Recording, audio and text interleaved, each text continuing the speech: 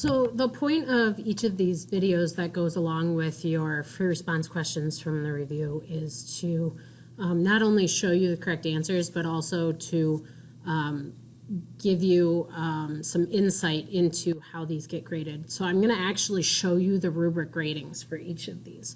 So here's our Unit 2 free response that you worked on, and you've got the ball dropping down, and then it jumps over further down the plane. And so first we have to find the velocity of the ball just after it bounces off point P1, and then the time of flight between points P1 and P2, the distance along from the plane from P1 to P2, and the speed of the ball just before it strikes the plane at P2. So let me show you the rubric. So this one is a much older rubric. It's from 1979, but there's still some patterns that we see today, and as we go further through, I will keep pointing out patterns. So one thing that you always want to do, anytime you've got energy being conserved, momentum being conserved, anything of that nature that you're going to use, you want to state it somehow, like really state it.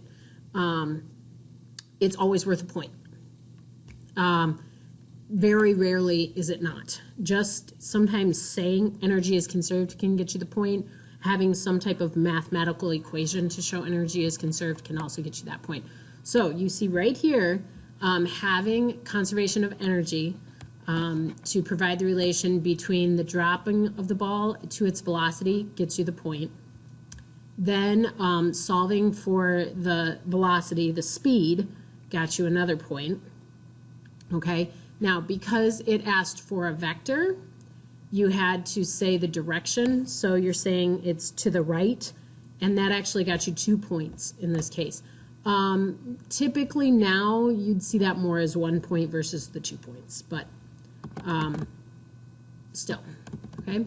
So now we're gonna look at our motion down the ramp, okay? So we've got how long is it in the air and how far does it travel, okay? So we know that horizontal speed does not change during projectile motion. It's only the vertical speed that's going to change, okay? So we can actually use, they use D here. Previously I've used X equals V times T, where V here is your horizontal velocity that you found in part A, okay?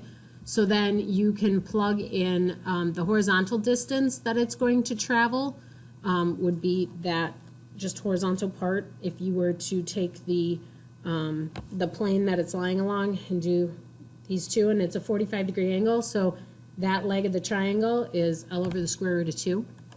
And then you can solve for T in that sense, okay?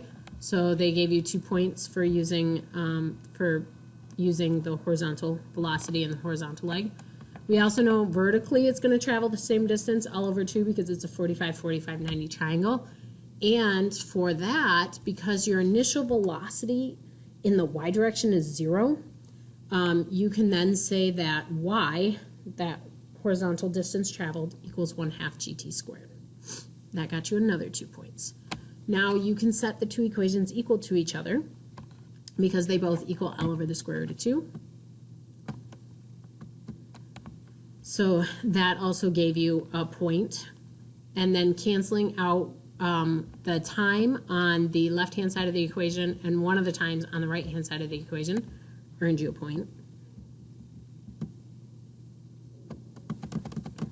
And then ultimately you're able to solve for T, which got you a point. From there, you're able to use T to plug it back into one of your original equations and find L, which gave you a point. Okay, so now we want the speed just before we strike point P2. Okay, so again, we can use conservation of energy. Okay, and for that total height, the height above the plane and then the entire height down the plane that it traveled, is on the left-hand side of the equation for that total potential energy that the ball starts with. And then at the very bottom, all we have left is kinetic energy. And then you can also, so that's a point right there. Substituting in for the L value into the equation gets you a point. And then solving for V2 correctly gets you the final point. If you plug in for L right away, that would still give you a point. So realize it doesn't have to be completely laid out, but the more you lay things out, the easier it is for a reader, a test reader, to grade. Always show your work. Always state the obvious. Even if you think it's obvious, state, state, state. And then also things to remember, all pre-response questions are worth 15 points each. So they're weighted evenly. So if there's 2 that you really know and 1 you don't, clean up on the 2 you really know and do those first. Save the one you're not sure about for last. You don't have to go in order. So things to think about.